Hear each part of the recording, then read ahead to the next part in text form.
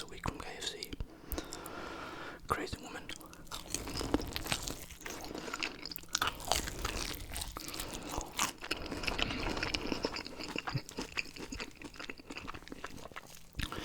Gotta remove the legs. And then you got the meat. Yeah, that's a trick I thought would work. Cheers.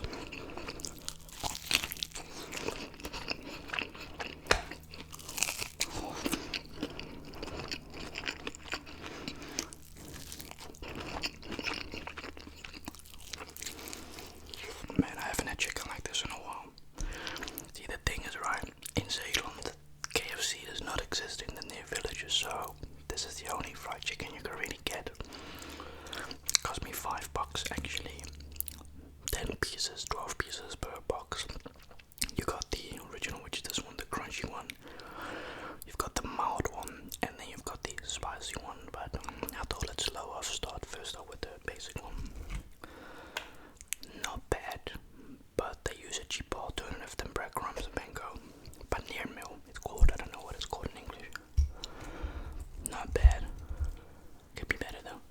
But for $5, let's be honest. Cheers.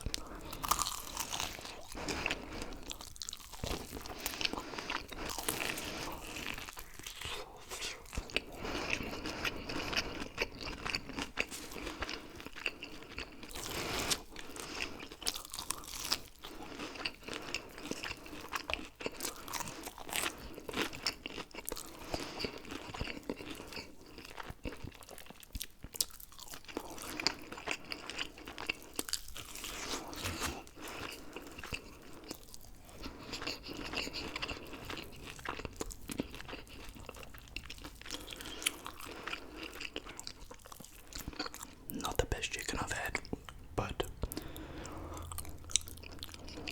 it doesn't beat a McDonald's, no. But like I said, right, we don't have no Mackie here, we don't have no Burger King, KFC, so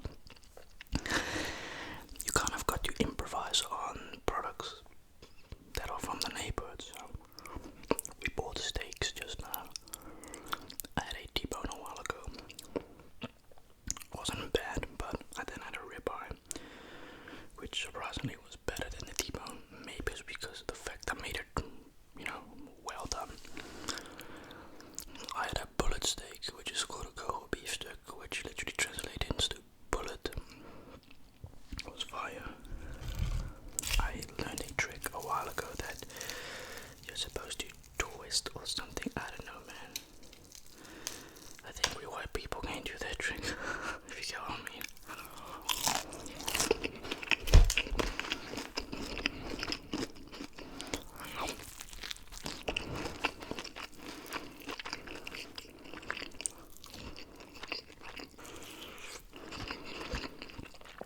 This is decked with protein, but it's also like a lot of fat, so I don't get food by this. But I guess once while we're having a bucket of chicken, can't do nobody really that much harm.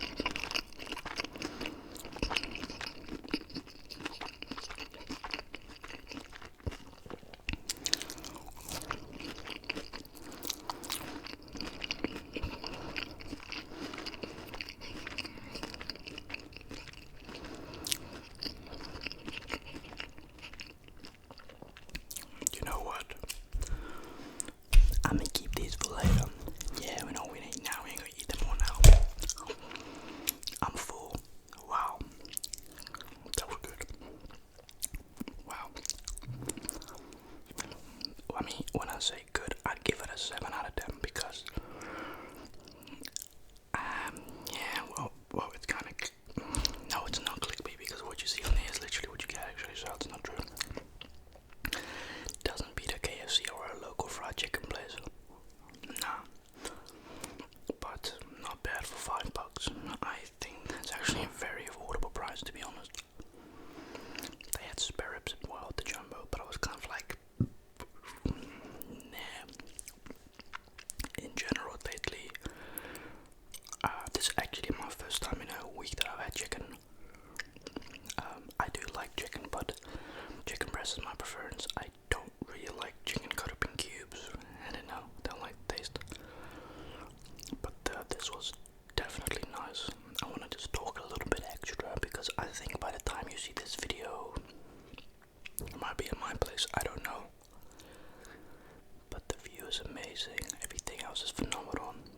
But yeah, like I said about that girl in my class, right, interesting story, interesting fact actually. She used to bring a crap load of chicken. I mean, I swear to God, once a week, twice a week, she used to, be late as well. So sometimes she'd be only in class at 9 o'clock.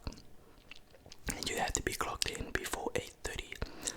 Otherwise you get this note of, okay, you're absent basically. And I think the first 3 times, like a baseball strike, after the third one, you're out. The next time it happens, your parents get messaged and say, listen, your son or daughter, blah blah blah, has been absent every time, this and that.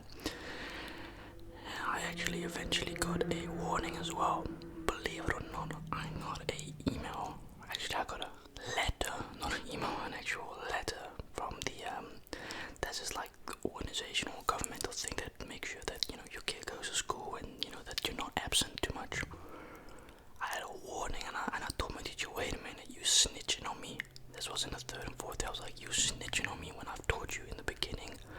Because we used to have gym lessons on a Thursday morning, right, at 9 o'clock, so I would always take the bus later. No, what am I saying? No, we had gym at 9 o'clock, so I would take the bus at 8:15, right, to go to Spike Ockers. And I told her, listen, I'm gonna sleep out a little bit, because we had arranged this together, we had discussed them. We had promised each other, okay, if you let me sleep out a little bit on this Thursday morning, I'll be there at 9. Bro, she told me that, well, she basically just snitched to me. I was like, I'd still tap you, but you a snitch. Like, we had already discussed, like, I'll be in later. I was like, nah, you do me dirty like this, come on. But yeah, about that girl, meaning sidetracked, she used to have shitload of chicken. I don't know what in God's name was up with that. I spoke to her a few months ago on Snap, but I was like, man, she annoying the crap out of me. She talks too much. I just blocked her. Yeah. Crazy. It was, I really used to love. See, the thing is, when you're at high school, it's actually very chill and comfortable taking a bus, and that it's really cool. But now you're at the age of a car is mandatory, almost like it's a necessary thing you need. Because especially in these type of places like Zeeland, bus stops, yeah, they're not really the biggest thing here. We have one in the village nearby, which is actually a very close walk. But that's not the point. The point is, the bus like comes 3-4 times a day only, which is like, okay, God knows where it takes me first of all, but it doesn't come often. It comes like every hour and a half, 2 hours. It's like, and I feel like in general having a license is just nice to have. So when you've passed it, you got it, But yeah, that's pretty cool. Oh yeah, I never told you this, but it just popped up in my head. We had this kid.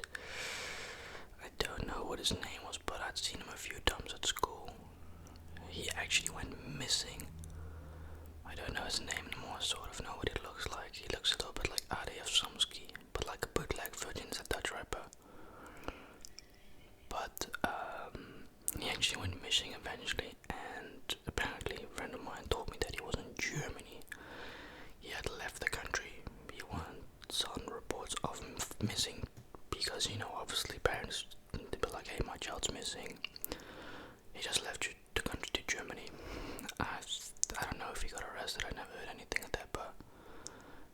was apparently located in Germany, avoiding school, getting into all type of legal issues, you know. And what so not, a lot of kids in my school used to be, they were nice kids when you talk to them one-on-one, but outside of that, you know, their parents had zero control over what their kids do, and I think it doesn't matter where you grow up, none of our parents have control over what we do outside when we, you know, outside the house. For example, my parents don't know what I do outside, but I know what's right and wrong. I can tell the difference between what's right and wrong, you know. And yeah, I've run from school once or twice in my life. Yeah, I think I was 5 years old. I was like, man, screw this shit. I'm going home, because home used to be around the block. It used to be like a 2-3 minute walk ride. Yeah, mommy and daddy weren't happy. They weren't pissed off at me. They were pissed off at the teachers, because they were like, how could you let my child cross a road and not see him? Like, you were supposed to pay attention to my child. And I was like, man, I can't do this. I just want to go home. Because, you know, you gotta remember, I only went home when school was done. It's like 5-6 o'clock at night, every day, 5 times a week. So you can understand it gets very boring and lonely, because I was always the last child for the last 2 hours. You know, everyone else got picked up before me. Not jealousy, but I just didn't like it. But let's see what else kind of cool memories have we got from high school. I'm just trying to figure out, you know, what type of things were cool. We had a couple of cool things, I suppose, during high school. Christmas. Merry Christmas. Yeah, that was pretty cool fun. I really enjoyed Christmas at school. We were actually eventually, or we were, you know, thinking of maybe organizing a sleepover at the school, but then some of the teachers probably had a thought in their mind saying, there are some attractive females here, and you know, boys at 16, 17 didn't really tinker with that. They tinker with that, you know what I mean? So they like said, yeah, let's not do that. I mean, I wouldn't have mind, but I speak confident like now. But dude, I was the biggest goddamn virgin in my life back then in high school.